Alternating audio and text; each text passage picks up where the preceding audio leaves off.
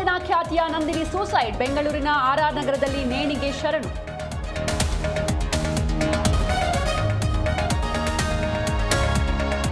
High command ಒತ್ತಡಕ್ಕೆ ಮಣಿಯಿತ ಸರ್ಕಾರ. ಕೋಗಿಲು ಸಂತ್ರಸ್ತರಿಗೆ ಪರ್ಯಾಯ ವ್ಯವಸ್ಥೆಗೆ ತೀರ್ಮಾನ. ಸಭೆ ಬಳಿಕ ಸಿಎಂ ಸಿದ್ದರಾಮಯ್ಯ ಹೇಳಿಕೆ.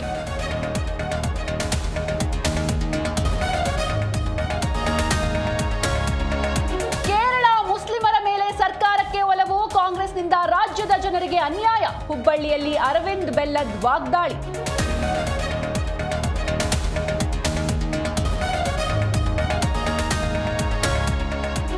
ಬೆಂಗಳೂರಿನ ಡ್ರಗ್ ಫ್ಯಾಕ್ಟರಿ ಮೇಲೆ ದಾಳಿ ಪ್ರಕರಣ. 3 ಪೊಲೀಸ್ ಠಾಣೆಯ ಇನ್ಸ್ಪೆಕ್ಟರ್ಗಳ ತಲೆದಂಡ. ಕರ್ತವ್ಯ ಲೋಪದ ಹಿನ್ನೆಲೆ ಅಮಾನತು.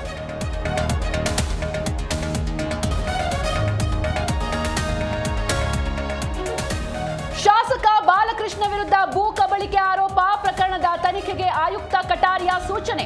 ಇದು ಜೀ ಕನ್ನಡ ನ್ಯೂಸ್ ವರದಿಯ ಬಿಗ್ ಇಂಪ್ಯಾಕ್ಟ್.